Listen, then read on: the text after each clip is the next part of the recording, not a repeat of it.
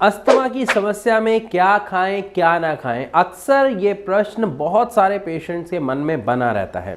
देखिए, generally asthma के patient को ये सजेस्ट किया जाता है कि जो चीज़ उसे ट्रिगर कर रही है वो उसे बिल्कुल छोड़ दे। लेकिन कई बार पेशेंट्स को ये समझने में बहुत समय लग जाता है कि किस चीज़ से उनकी समस्या को ट्रिगर हो रहा है, मतलब वो बढ़ रही है जिससे उनको सांस लेने में या नॉर्मल रोज़मर्रा के काम करने में ज़्यादा तकलीफ हो रही है। बट कुछ चीज़ें बहुत क्लियर होती हैं, जैसे चावल के खाने से समस्या अचानक से ज़्यादा बढ़ रही है, या कुछ ठंडा खाने से, या मान लीजिए जो नॉनवेज खाते हैं उसमें फ़िश खाने से समस्या बढ़ रही है, या मीट खाने से समस्या बढ़ रही है। ये अक्सर वो पेशेंट ज़्यादा बेहतर तरीके से समझ पाता है जो उन चीज़ों का प्रयोग करता है, वो खाता है, कंज्यूम करता है।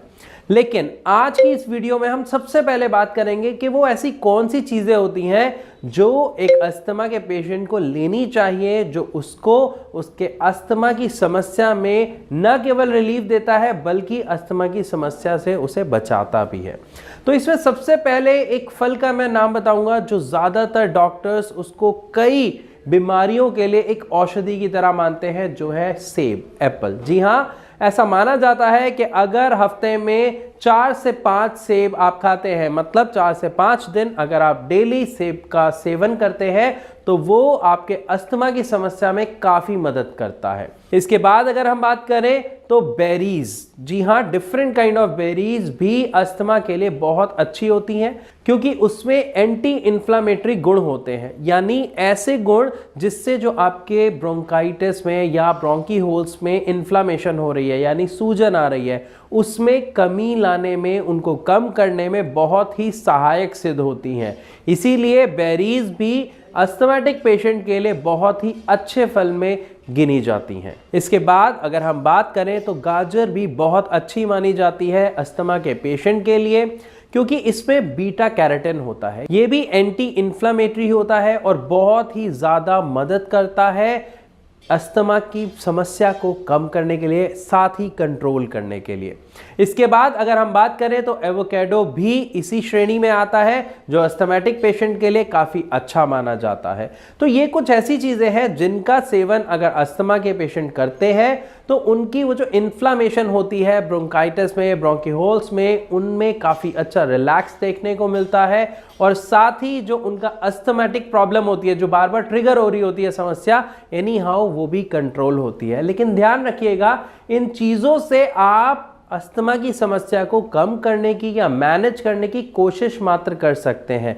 अगर आपको इस समस्या से बाहर आना है, निजात पाना है, तो उसके लिए एक सही दवा बहुत ही आवश्यक हो जाती है। और अगर मैं ट्रीटमेंट और दवा की बात करूं तो होम्योपैथिक दवा अस्थमा के पेशेंट के लिए सबसे बेहतरीन मानी जाती है। रीज़न हम सब जानते हैं, होम्योपैथिक दवा हमारे मुंह में ही घुल के अपना काम करना शुरू कर देती है। एंड द बेस्ट पार्ट, ये समस्या के जड़ पर काम करती है, रूट कॉज पर काम करती है, इसीलिए इसके इफेक्ट बहुत पॉजिटिव होते हैं। एंड वन मोर थिंग कि इसके साइड इफेक्ट्स नहीं होते हैं, इसलिए पेशेंट्स बहुत जल्दी इससे रिजल्ट्स पाते हैं और उनका विश्वास भी होम्योपैथिक मेडिसिन पे काफ़ी ज़्यादा होता है। ये मैं इसलिए इतने कॉन्फिडेंटली बता पा रहा हूँ क्योंकि जब हमारे यानी भारत होम्योपैथी में पेशेंट्स आते हैं, ट्रीटमेंट स्टार्ट करते हैं, और कुछ ही दिनों में जब वो एक पॉजिटिव चेंज और रिजल्ट अपनी प्रॉब्लम में देखते हैं, तो वो खुद बताते हैं कि सर, होम्योपैथिक जो मेडिसिन है उससे जो रिजल्ट उन्हें मिल रहा है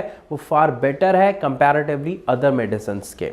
साथ ही यहाँ पे आपको कुछ बातों का और ध्यान रखना है कि जो चीज़ें आपको ट्रिगर करती हैं उनके अवॉइड करें अगर आप कर सकते हैं। जैसे अगर मैं पहली चीज़ की बात करूँ तो ड्राई फ्रूट्स, अक्सर ऐसा देखा जाता है कि ड्राई फ्रूट से अस्थमा की प्रॉब्लम ट्रिगर हो जाती है। साथ ही वाइन एंड बियर ऐसी चीज़ें हैं कि अगर आप उसको कंज्यूम करते हैं तो देखा जाता है कि अस्थमा की प्रॉब्लम उससे ट्रिगर होती है। साथ ही स्मोकिंग, या इवन सर्दियों के समय में हम देखते हैं लोग ज़्यादातर आग जलाते हैं जिसमें धुआं काफ़ी होता है, उस धुएं की वजह से भी सर्दियों में अस्थमा की प्रॉब्लम की खासा शिकायत देखने को मिलती है।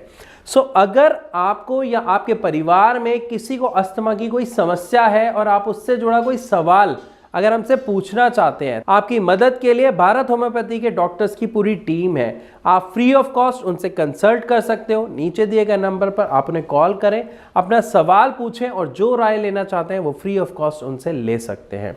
सो आई होप इस वीडियो के माध्यम से आपको समझ आया होगा कि अस्थमा के पेशेंट्स किन चीज़ों का सेवन कर सकते हैं, किन चीज़ों का नहीं। तो इसी के साथ अब मैं आपसे इजाज़त लेना चाहूँगा। मिलूंगा अपनी अगली वीडियो में, तब तक के लिए नमस्कार।